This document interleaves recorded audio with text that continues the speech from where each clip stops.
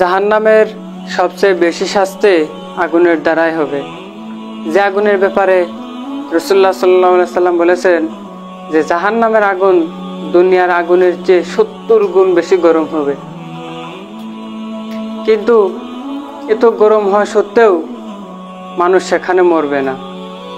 মানুষ এত আযাবের মধ্যে থাকবে, এত কষ্ট পাবে, মানুষের আফসোস লাগবে যদি মরে যেতাম। কিন্তু আল্লাহ তাআলা বলে দিয়েছেন লা ইয়ামুতু ফিহা ওয়ালা ইয়াহইয়া, মানুষ সেখানে বাঁচবেও না মরবেও না। এই আগুনকে আল্লাহ তাআলা কোরআন মাজিদের মধ্যে বড় আগুন বলেও আখ্যায়িত করেছেন। আবার কোথাও এই আগুনকে আল্লাহ তাআলা প্রজ্বলিত আগুনও বলেছেন, আবার কোথাও লেলিহান জাহান্নামও বলা হয়েছে। আল্লাহ তাআলা যদি মানুষদেরকে শাস্তি দেওয়ার উদ্দেশ্যই থাকতো পুড়িয়ে দেওয়া, জ্বালিয়ে দেওয়া, তাহলে দুনিয়ার আগুনই যথেষ্ট ছিল। কিন্তু এই আগুন তো মূলত কাফের বেঈমান মুশরিকদের জন্য শাস্তি দেওয়ার জন্য এত উত্তপ্ত করা হয়েছে, যারা পৃথিবীতে থাকতে আল্লাহ তাআলার দাসত্ব করে নেয়, আল্লাহ তাআলার ইবাদত বন্দেগী পালন করে নেয়, মূলত তাদের জন্যই জাহান্নামের আগুনকে এত উত্তপ্ত করা হয়েছে।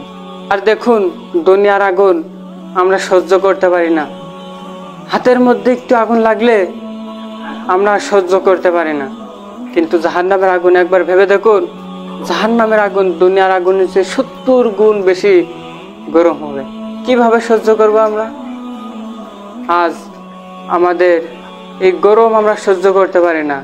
জুন জুলাই মাসে এত উত্তপ্ত গরম হয় যে অনেক মানুষ স্ট্রোক করে, অনেক মানুষ মারা যায় গরম সহ্য করতে না পারে।